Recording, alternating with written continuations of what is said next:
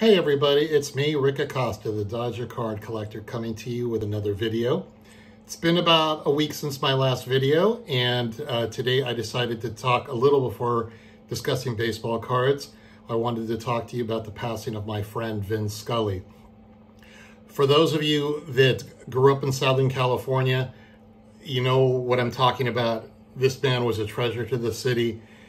We got to listen to him every day of our lives, it seemed. He was the soundtrack of our summers, of our barbecues, of us doing homework with the Dodgers in the background. I'm one of those kids that was fortunate enough to fall asleep with him, listening to him on the radio every night. My parents bought me a transistor radio when I was 6 years old. When I first started listening to Dodger games, this was late in the 1971 season. And I would listen, and I would go to bed and turn on my radio and listen to Vin Scully and Jerry Doggett, who are here pictured in this card. And I would listen to them and fall asleep.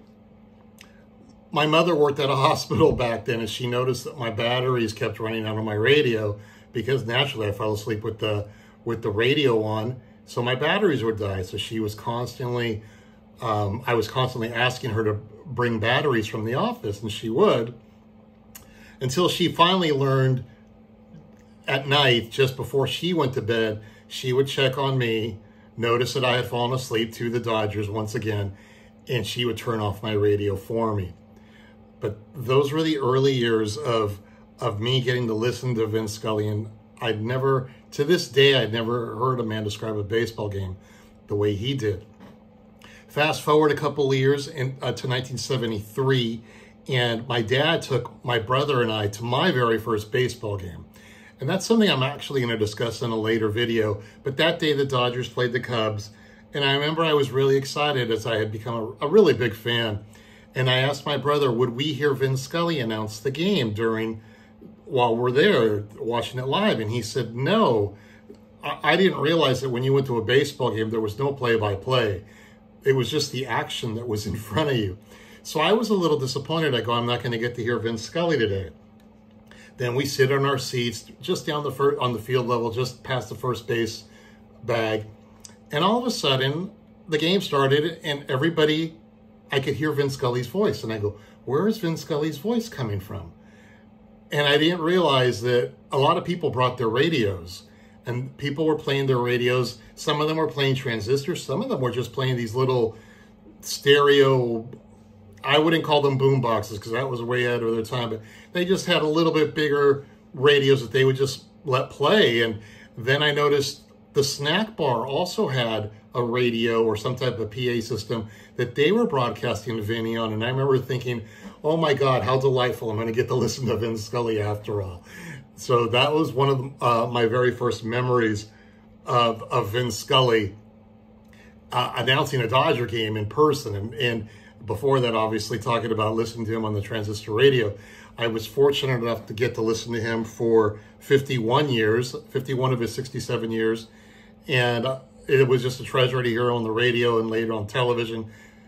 Even if the Dodger game was boring, you'd be like, nah, just leave it on. Vinny will tell me something funny, or he'll tell us a story about something that we knew nothing about. So that's my recollection of Vinny. Rest in peace, my friend. You will be missed. What I started thinking about when it came to baseball cards was that I don't think there's any Vin Scully baseball cards.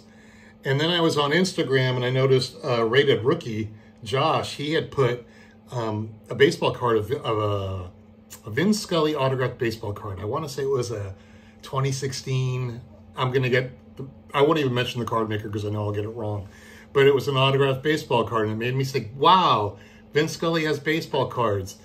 Let me take a look at the trading card database, and I will look Vin Scully's cards up. And to my shock, I realized I had a Vin Scully card. And that's the card you're staring at right now. This is from the 1971 Ticketron Dodgers cards set from the 70s. They had the Dodgers and I believe the Giants, and they each had their own set with like 20 players.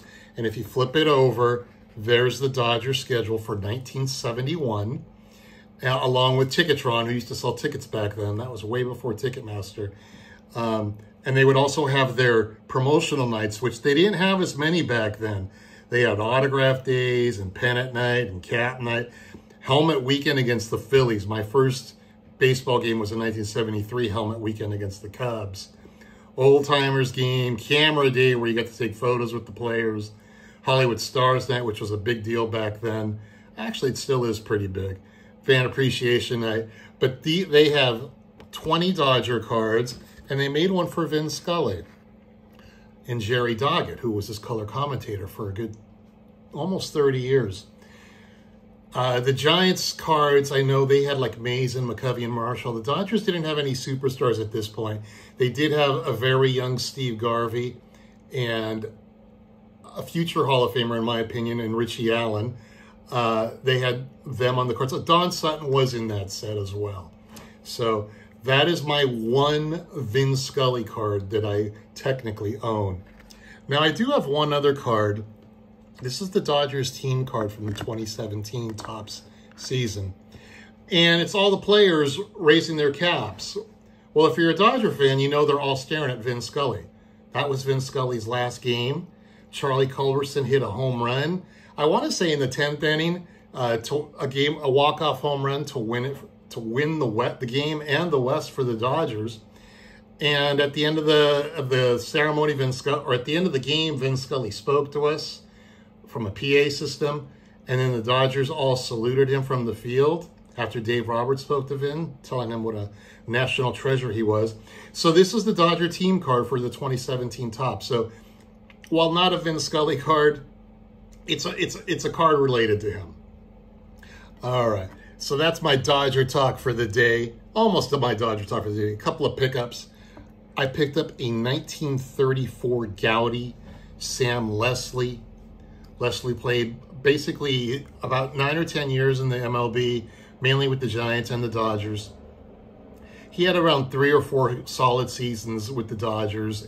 I would say 2 or 3 solid years with the Dodgers at first base, and then they traded him back to the Giants, where he started at first base for them in the mid-30s. I think his best season was roughly in 1935.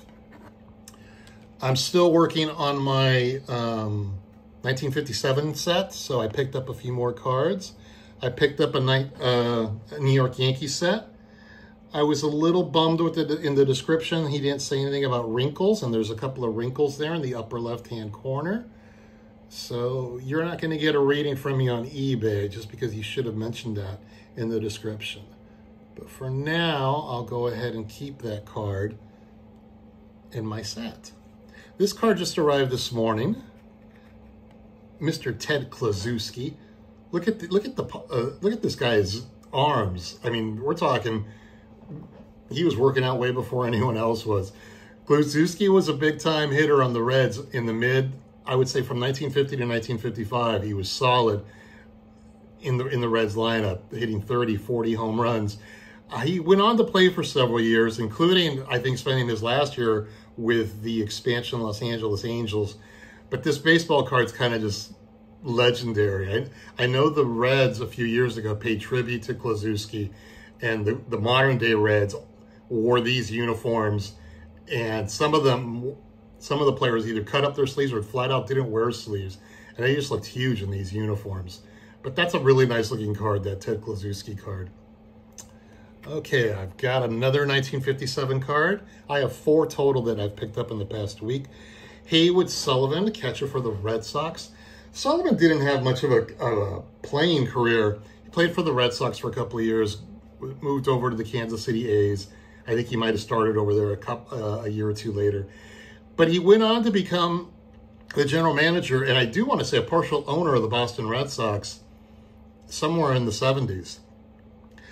From reading about him, and if there's a Red Sox fan out there, please correct me, but from what I've learned about Hayden Sullivan is he's the man that let Louis Tiant get away, traded Rick Burleson away,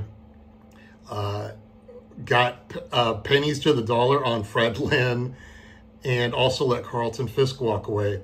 Fisk and Lynn, I believe, they were declared free agents because Sullivan didn't send their contracts in the mail by a certain day, so that made them free agents. So I don't think he was that famous, though he did bring Dennis Eckersley to the Red Sox, amongst others. But he had a way of trading, though, a lot of guys. He traded away Bernie Carbo. And like I said, he also let Luis Tina walk over to the head over to the Yankees as a free agent. So, but that was a hard card to get for my 1957 set. I've learned that the 57 set cards 265 to 352 are semi-high numbers, and those are the hard cards to get, not the high numbers in this case. So for right now, I still need Tony Kubek, and I also need Brooks Robinson. So got a little bit of work there in front of me in regards to the semi-highs. And my last card is a Bobby Richardson card. Played second base for the Yankees for 11 years, from 1955 to 1966.